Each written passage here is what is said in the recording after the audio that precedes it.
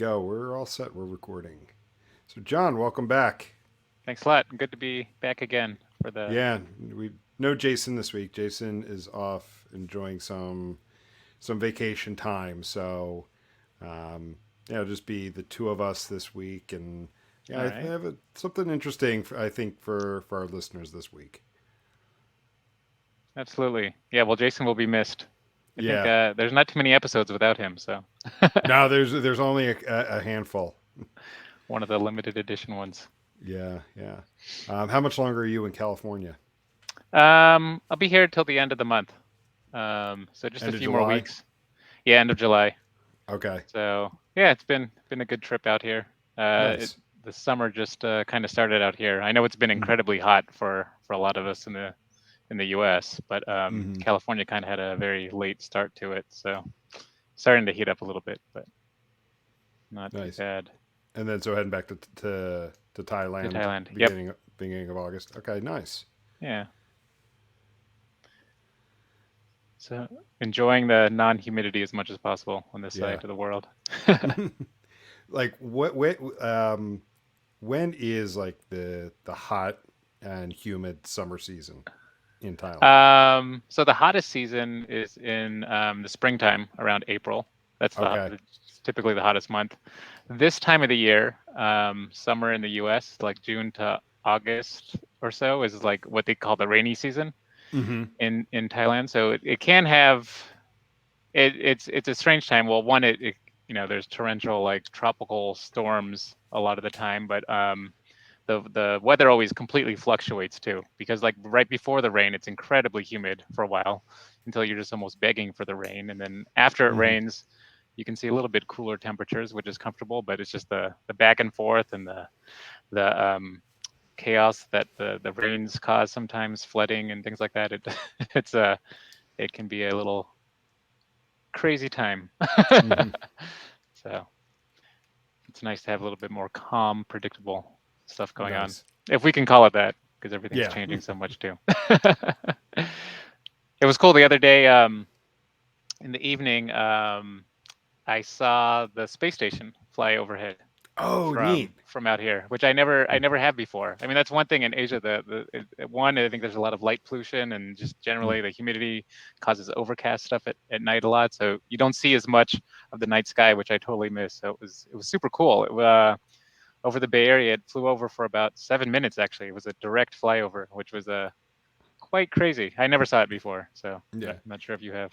I've seen it once. My father-in-law is signed up for text messages Ah, that yeah, will alert you if there's a flyover in your area, and it'll kind of let you know like where to look for it. So I have seen it once. that's cool. Yeah, it's quite a treat. Yeah, that's awesome. Um, so I wanted to continue a bit of our conversation last week. So digging into our topic for today, Hmm. I wanted to focus on one thing specifically, and we've talked a bit about it in passing. The idea of mobile first, and really because it started with I wanted to get your perspective in general on a couple topics that were you've really encountered or come across in your time in Southeast Asia. Like we were talking last week, it just generally what are the differences Hmm. between what someone's going to experience there when it comes to marketing and digital analytics and the digital experience versus say what maybe people are more familiar with say the US or Europe or something like that. And one of the things specifically that came out of that is the idea of mobile first. And I want to look at that this week from a couple different aspects because I'm just going to kind of throw a few things out. We'll just start to unpack them. One of the things that you mentioned last week was Southeast Asia is highly mobile first, to overuse that term this week, Hmm. because the idea that like unlike say what people experienced in North America and Europe, the people in Southeast Asia kind of skipped over the whole personal computer desktop phase and went Hmm. right to mobile devices. So that is their primary computing device at this point, smartphones. Um, so there's that. And then when I hear mobile first in the context of especially companies and experiences in North America, I kind of have that moment of is this a company saying we want to be mobile first and we're claiming to be mobile first, like we've seen with things like we claim, people they claim we're this organization or we're that organization or we're a data driven organization. Is it the same thing? Like, what is it mean to be truly mobile first?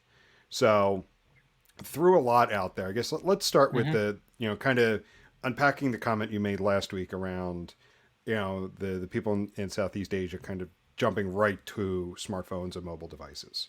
Sure. Yeah, I mean, of course, there's always exceptions to the rule, but I think this is the case, not just in Southeast Asia. Also, I think it's a lot of the quote unquote developing areas of the world, developing economies. So I think it's also very true with a lot of South American countries and African countries as well, but definitely also true in Asia. Um, and not necessarily just developing countries. That maybe that was the wrong phrase to use. So I apologize about that. But basically, um, the idea is that most people do not necessarily have desktop computers, as one thing. I mean, it's changing in certain levels of societies, of course, but generally, the average person would not have a laptop at home. That's one reason. Another are, I think, the type of, so not everyone is a knowledge base worker. Like in the U.S., most people are working on their computers during the day. That's not necessarily the case with the majority of the population in many other areas. These are areas that have a lot of service-oriented jobs, a lot of agricultural type jobs. So people are not sitting at a desk all day. Um, they also could be in a lot of these, Asian megacities where the majority of uh, internet users would be. A lot of people are on very long commutes as well, or have a lot of downtime uh, uh, from just their daily activities. So basically, what it means is they're on their phones quite a bit. Um, and it's just become, and I think it's maybe like a self-fulfilling thing too, where as more people do it, it encourages more people to have similar behaviors. So because of that, I think a lot of, and what are people doing on their phones? I think it's basically three main categories. One is around social media. I think more and more that's specifically more short form video kind of content. And social media is very big, very, very heavily prevalent, more so than the US, I would say. Um, Influencer marketing is still a huge thing, and it's not necessarily the mega influencers; it's the nano influencers, the very small ones. There's a lot of content consumption, so in addition to social videos, I mean, like just produced content, movie, TV content, a lot of streaming video. Um, Gaming is also very, you know, a very heavily used um, demo as well, which I don't know, depending on the industry you might be in, you may or may not be thinking about marketing through games.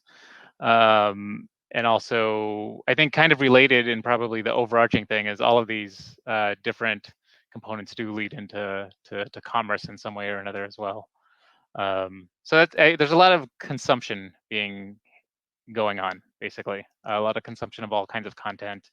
I mean, being mobile first means, I mean, obviously the screen is smaller, and there's some limitations we can go into there, but it's also always on the person for the most part. They're jumping in and out of it throughout the entire day. So it's a way to, it's a very personal connection. And then a lot of times in these economies that have average lower incomes, a phone is a huge expense too. So it's kind of a prized thing. So it's there's that aspect maybe to consider as well. But it's yeah, it's just uh, for most people, their main touch point into the world, the internet, is through their mobile device. You bring up several good points. You bring like the always on kind of thing. Hmm. Like, I know you were talking about it's always on you. It's always in your pocket, but I think of like it's always on in the form of push messages. Yeah. And You actually, know, if I can interject there for a second, and I mean, also you just get a lot more push messages because I think as we talked about last time, because of it's being mobile first, and I think we'll probably dig into mobile first strategies and what that means. But basically, the result is a lot of brands will have their own presence and have the ability to send you push notifications in some way. yeah. So it's a it's a thing. I'm very thankful for all the silencing options we have on our phones. Oh, I've got focus time Yeah. turned on my laptop, on my phone.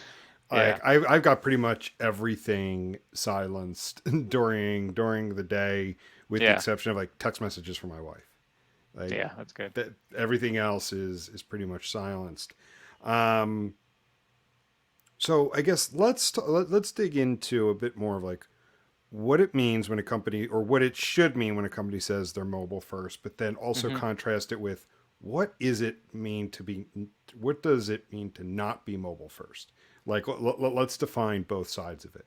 So based on your experience, what are some characteristics, what are some strategies companies employ when they say we want to have a mobile first experience for our customers? Yeah. So I think, I mean, the first thing is focusing on the mobile experience because I think there is a difference of UX designed with mobile in mind first versus the kind of UX that starts on the web, meant for a bigger browser and then kind of scales down to the Like to the the to the responsive device. design. Responsive design. Exactly. And I think there's some cases where it's probably done really well, but in the most cases, responsive design is not the most ideal experience on mobile. As are a lot of web view types of situations that you can develop into mobile apps as well. Um, Really, I mean, there's on a phone you have a lot of different gestures you can take advantage of. Gestures that have become uh, somewhat standards through other popular apps such as whether it's swiping or zooming. I find So those are myself all the things. time immediately Oh going to yeah. the pinch to zoom. Hmm. So I mean, so when you're talking about designing for mobile, it's beyond just being able to see the content on the screen. It's really thinking about all those interactions as well to make it as easy for the user. So it's a much deeper, I think, research process or understanding of mobile experiences. Yeah, Um, yeah. because in some ways, I mean, I get I get the purpose of responsive design, but like when we're kind of talking about this level of detail Hmm. about like the experience and gestures and taps versus clicks, it almost feels like responsive design is that half-assed attempt to say you're mobile first. Yeah. I mean, I feel like sometimes, at least my experience with a lot of organizations in the US that, maybe, oh, they realize they have some users on mobile. So, they'll make sure that the website is compatible with mobile. Yeah, maybe have some responsive design so the tables align correctly or whatnot. But unless, for instance, you're thinking about how someone might input data into a form, for example, I mean, if you have mobile UX principles in mind, that can be the difference between converting and not converting. Just the ease of using a product with thinking about how mobile users are thinking. Like you also don't want to, if you're switching between different apps, you have um, kind of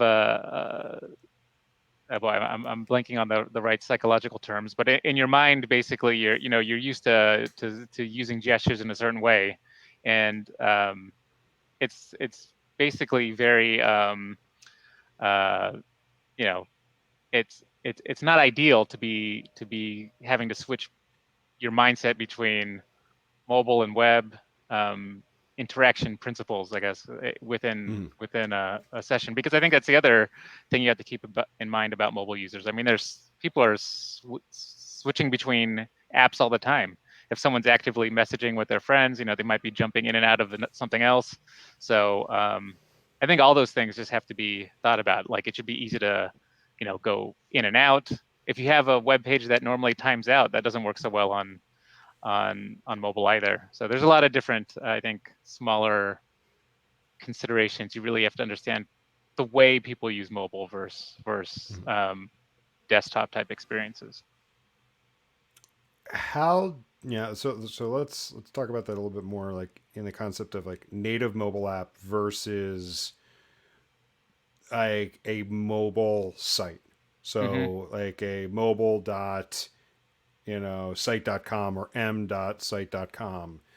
Um, like if a company were to say they're mobile first, like do you have a perspective on, well, then you need to heavily invest in a native mobile app, or having a mobile, I don't want to say mobile optimized, because again that Mm-hmm. takes like the idea of like you're scaling your desktop site to fit a mobile device, but like a mobile centric site. Like is there Yeah. a preferred methodology? Yeah, this touches on a very important question that constantly comes up with organizations, because there's pros and cons to both situations: creating a native app versus creating the universal experience that can be accessed on any device very easily. I'll call it Mm-hmm. that. Um, the app direction is much more resource intensive. Um, as, as as as as many of the universal frameworks that will work on um, Android and iOS, and that's the other thing too. I mean, you're not just talking about iOS; you're talking about Android and iOS together. In many countries, iOS is not the majority of the user base, so you really have to be thinking about both of those platforms as well if you're talking about mobile. And each of them have their own uh, nuances as well, from privacy things to gestures, to the way the switching between apps, or player and player, Chromecast versus Apple Play. Like there's a lot of differences between all these platforms, and all of those require um, a lot more investment to work on, because you're talking about completely different platforms in a way. You need a separate dev team, whereas the the unified web experience, you might not need more resources to do it. So usually companies or the business team might be pushing for that universal experience, because it um, can get deployed a lot more quickly. But from the user base, and from the user perspective, and from what we're seeing in the data, I mean, if the experience is more catered to their individual device through a native app, like, and all the gestures and everything is all built in, the experience is much nicer. I mean, they're going to be converting higher. They're going to be engaging longer. It's just, I mean, I think from what we've seen and there's, I'm sure there's exceptions, but by far, um, we've seen that native apps perform better on average than the kind of um, web experiences that are simplified for mobile, which I think makes sense. But it's just like a balance of like, are the additional resources worth it to make the difference in value? Yeah. But that's the main question for a lot of companies in the product teams for the how mobile focused they should be. Mm-hmm. So I mean, would you say then, like, if you truly want to be a mobile first company, again, I'm going to beat that term to death this Hmm. episode. Yeah. Um, it's you need to make that kind of investment in a native mobile app. Yeah, and it goes beyond, and so far we've just been talking about the development and the product side of things, but to be mobile first and have a mobile first strategy, it's also comes from the marketing side as well, because there's specific channels that work better on mobile than they would on desktop. For instance, a lot of social media advertising. Um, People are using Facebook on their phones. If there's Facebook ads, they're probably more, that's a lot bigger channel than paid search Mm-hmm. on mobile, for instance. So a lot of and that affects marketing budgets and things like that. So having a universal approach across channels is not always the most ideal. There's a lot of I mean, so in that regard, I mean, mobile always has to be thought about, across every department. Now, it's not just the development; it's the way the marketing works as well. Yeah. And that actually brings me to my next question. So, kind of starting to zoom out a bit, because we started this conversation kind of focused on your experience with Southeast Asia. Kind of want to Hmm. broaden it a bit outside of just the kind of regional needs, regional nuances, or whatnot. Broadly speaking, um, why would a company want to position themselves to be mobile first? Like, what would be the driving factor to say we are going in this direction? Hmm. Yeah, I think. Well, it's as we're trying to get on, more in front of more eyeballs more of the time. I mean, we can't deny that everyone does have. I mean, someone's mobile device is the most like intimate way to get in touch with someone. Even if currently an organization might be looking at their device platform breakdown in their analytics tool and seeing mobile just a small percentage. I mean, that doesn't necessarily mean um, that you shouldn't invest in mobile. It might just mean that your site is not very geared towards mobile users, so that's why you have a small percentage of users. It's not necessary. It could be just a reflection of the current user journey on why someone might not be seeing higher mobile traffic. Um, it could be. I mean, it seems like a great way to um, just expand the amount of eyeballs that you're being exposed to. It's I mean it's a world beyond just the I mean thinking of it, and I think just in terms of desktop now it could is just kind of becoming a little bit more antiquated, quite frankly. Mm. um, it's or maybe, I mean, depending on your target, potentially if you're just B2B, perhaps desktop is a lot more important than mobile could be. But for any company that's trying to market to consumers overall, I think by not being or thinking of mobile, you are definitely missing out on potential piece of the pie, however large that may be. Hmm. But it's hard to know also without having, like, if none of your marketing strategies are aiming towards users while they're on their phone, they may not be coming to your site. So that might be a reason why you're seeing low mobile traffic. Yeah. So, side tangent for a second. Hmm. You mentioned there about, like, the most intimate way to be in touch with customers. Have you ever looked into the effectiveness of push notifications? Yeah, I mean, I think so. Yeah, I mean, they can be both very effective and they could also be very ineffective as well. So it's kind of I guess, an open-ended question to answer, because there's a lot of different strategies you can do with push messages as well. I mean, and that's another thing that maybe a lot of companies haven't thought about. If you don't have an app, also, it's just like the push notification strategy. Like, how do you word the message? It's similar to paid search ads in a way, but you're kind of looking for an immediate action. If someone gets rid of a push notification on the spot, it's probably not coming back. um, I mean, you also have to uh, push notifications are also interesting because um, you in a way you almost have one chance to not really annoy someone as well, because as soon as you go over the line for that particular user, they may block your notifications, and then you may not get another chance at it. So there's definitely a whole bunch of strategy in not being so aggressive from the onset, in that balance as well. But Yeah. yeah, I mean, for every aspect of mobile, it's becoming quite complicated. And then also, I mean, you're always having to stay up to date with the OS developments as well, because the way notifications might even look on iOS or Android could change from version to version. So there's a lot of things to keep in mind there. Yeah, because where we had, started things, I think it was even before we hit the record button. We were talking about notifications and how like Hmm. I have the focus settings on both my Mac and my phone to basically silence everything. And yeah, I was kind of curious, like, could push notifications cause consumer fatigue even faster Mm, than say spam emails? Um, I think so.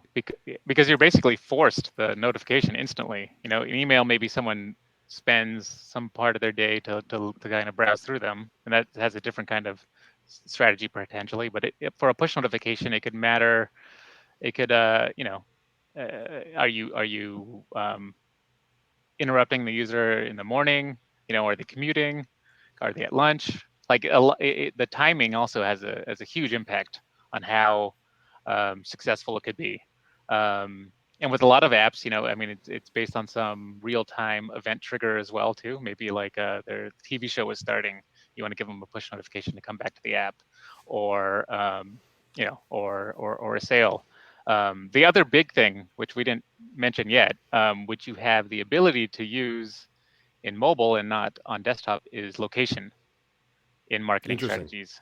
Uh, that I mean, there's definitely some more concerns industry wide around sharing or the talk of sharing your location data with random apps.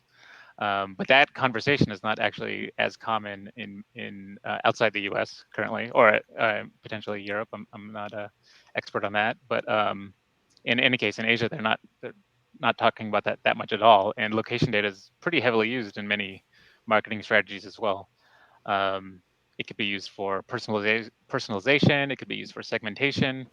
Um, there's all kinds of interesting things you could potentially do with location. But of course, I think that said, I should mention that um, in all cases, apps still do have to disclose that they are using location, so it's nothing um, done in a under the radar kind of manner. But it's just generally consumers seem to be more okay with the fact of sharing location. Perhaps they're used to it, or don't see the concern there. But it's usually a little bit more readily available as a data source. hmm Um, so kind of talking about like location concerns about using location data and spamming people with push notifications. If you were to engage with a company that's like, dude, mobile all the way, like this is the way to go. It is the way we need to engage with our customers. We're a mobile first company, and they're jumping headlong into it. What are some of the pitfalls they should be aware of? Pitfalls. Well, I think one that comes up constantly, just when we're developing for mobile, or creating experiences for from the mobile side, is just the time it takes from, I mean, the entire life cycle of a new project. It's much longer on mobile than it would be on the web. Um, just because in many cases, for instance, if you want to make some change to the experience and you're talking about something on the native app, you might need to change it in multiple platforms like Android and iOS, as I mentioned. You have to wait for each of after the whole development process, you have to wait for, you can't just push it instantly a lot of times. You'll have to wait for an app update, for instance. Um, and then even when the new version of the app is available, not everyone downloads it instantly. So really, for a change to take place, it's a longer time frame, I think, and sometimes companies that may be coming more just from the traditional website may not realize how much more complicated it is to make changes on mobile first native mobile experiences.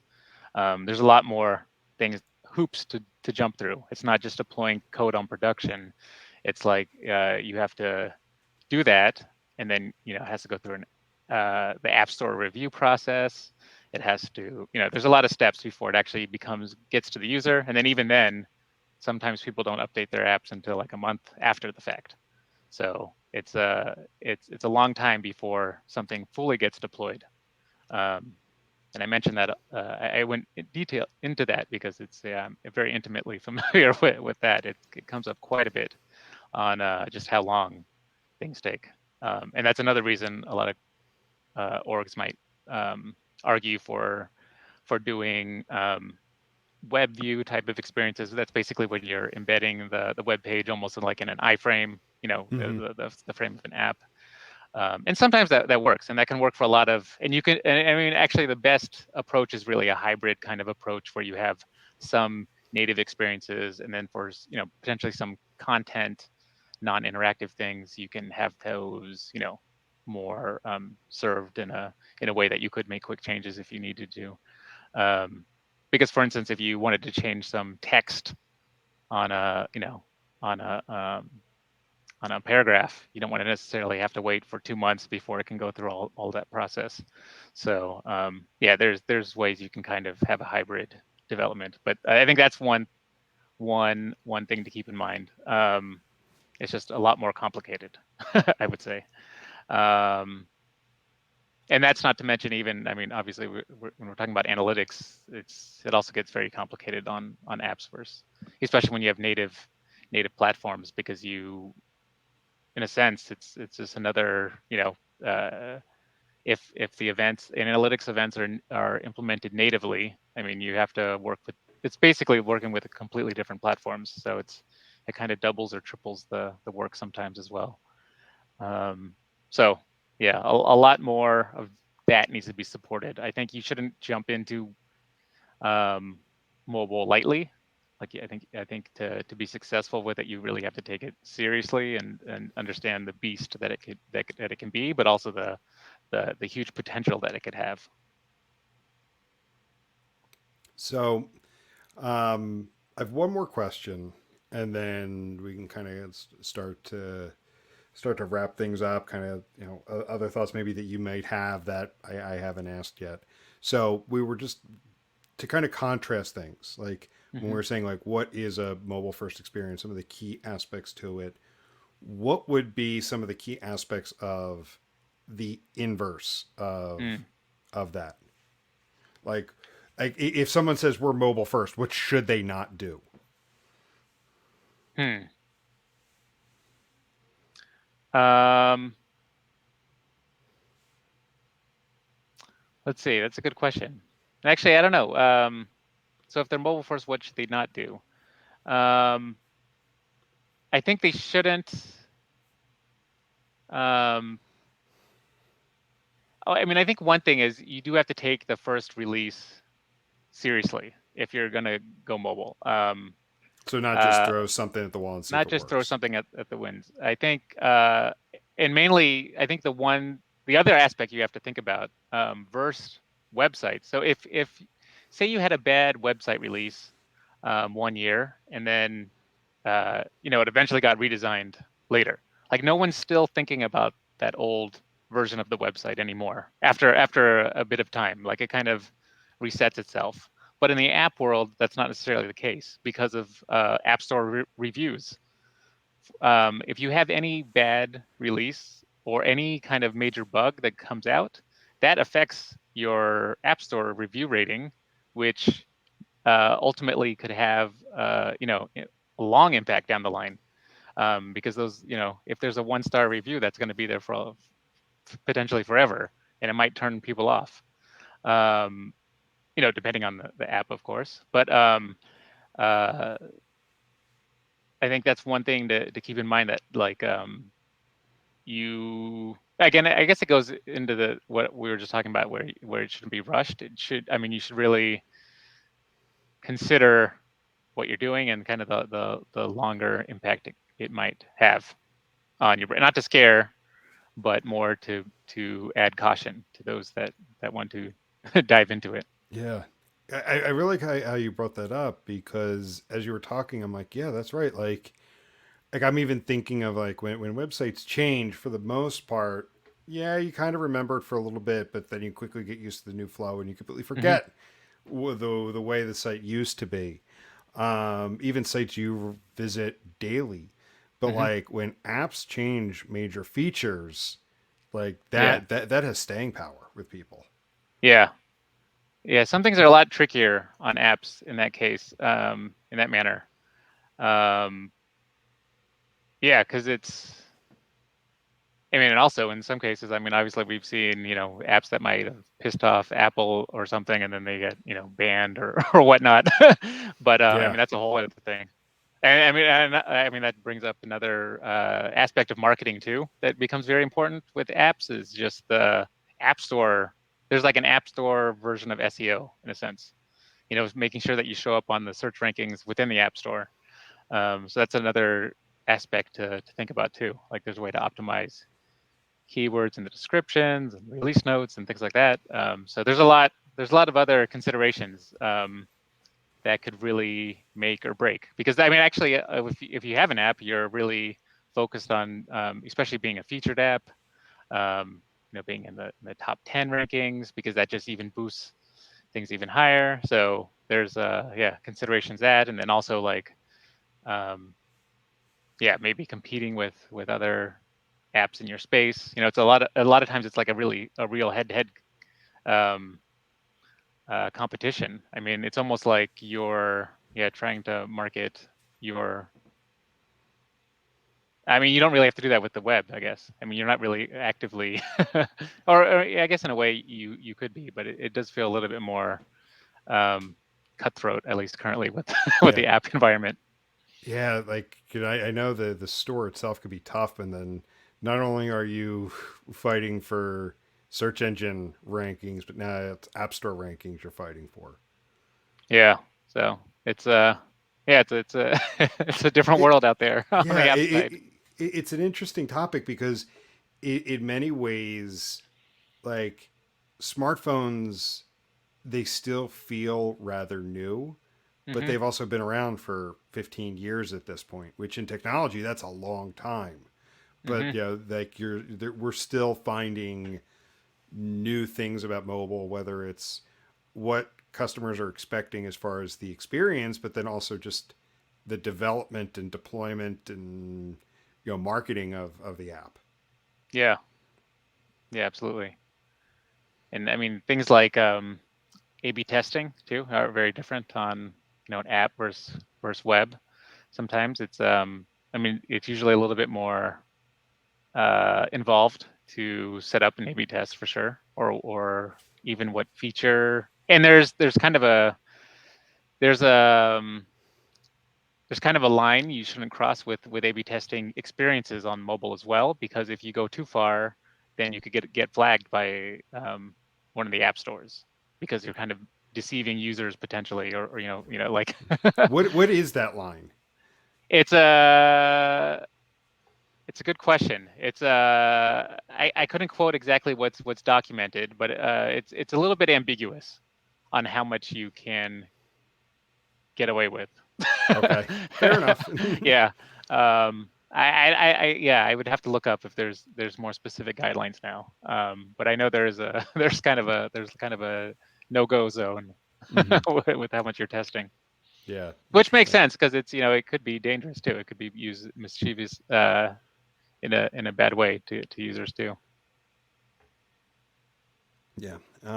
So, all right. I mean, this has been a lot of fun digging into this specific topic, and yeah, I've loved getting your firsthand experience where the customer expectations or the normal customer experience is Hmm. much different than what I'm used to. So it definitely helps provide perspective. Is there anything we didn't talk about that would be good to be aware of? Yeah, I mean, I think from the analytics side, since we are talking analytics overall, um, the one thing that becomes much more complicated, and it's becoming complicated on the web too, but probably even faster on the app side, is privacy and just what data you're able to collect, even counting users, having a user ID. Like all those are becoming much, much more complicated. Marketing attribution, and it's because of from the consumer side, I'm very happy that there's all these additional privacy protections being put into place. But it does, from the data side, it does make it more challenging continually. Hmm. So that's just another thing to keep in mind. Um, you'll probably have a lot more anonymous user activity than you're used to on the website because of that. Um, just as we might be used to the notion of when you clear cookies, you become a new user. Depending on someone's privacy settings or whatnot. I mean, sometimes different instances of the um, the user opening the app, if they're reinstalling, those are all unique anonymous users now. So it's not really necessarily as accurate if you're counting anonymous user to actual user. But it's just the environment that we have available. Um, uh, so I think because of that too, there's also more of a importance. And maybe this would be a pointer for those wanting to delve into mobile experiences, that you really want to try to drive people to log in, to get that um, sense of a user, because it's relying on anonymous methods is becoming quite the challenge, and a lot more inaccurate, I would say. Yeah. Um, because I know like there's been a few e-commerce clients I've worked with recently, and you talk about like logging in and trying to be able to authenticate users, and like the Hmm. login rates obviously on the web are small, Yeah. and like have you seen like successful ways to encourage users to log in where Mm. maybe they're more inclined to do that on a mobile app versus say a desktop site? Yeah, I think the one thing is the idea of logging in is a little bit more commonplace on the mobile world, so that's good. But still, I mean, it is a friction point, and it will turn someone off if they're too abruptly just asked to register without seeing any of the experience. So again, there's usually a balance of being able to give them some functionality, or some preview of functionality in an anonymous state, but then kind of you know, um, promoting as aggressively as you need for Yeah. them to create an account and actually log in. Maybe they can browse something but can't, maybe they can't read the full article. Maybe they can't, post something themselves. Maybe they can't share yet. But it's kind of gating that somehow, where you incentivize the user to log in. I think just asking them to do so is not as effective. But I think you can incentivize them to do so, and that seems to be a little bit easier on mobile experiences than web experiences. Yeah, I'll tell you this: like, being required to log in to see anything. This is obviously outside of things like bank accounts or anything like that, but just normal content Hmm. consumption or online shopping. Being required to log in immediately is an immediate turnoff for me personally. Hmm.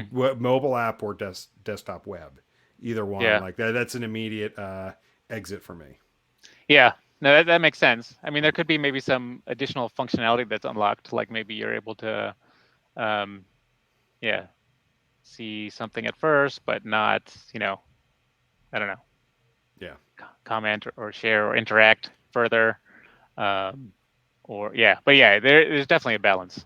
But at the same time, if you're, yeah, I mean, you just have to go one way or the other. exactly. Cool. Well, John, hey, this has been a lot of fun. It's been great that you've been able to join us for a couple of weeks, and I've got a couple more episodes with you before you head back to Thailand. With you being in California, it's made it much easier to schedule and much more convenient. So, Absolutely. but yeah, great conversation today. I'm thinking like let's go ahead and wrap up here. Any final thoughts before we close it out? No, I mean that was a lot of fun. Yeah, I can't emphasize enough on how um, complicated mobile can be, but how fun it can also be too.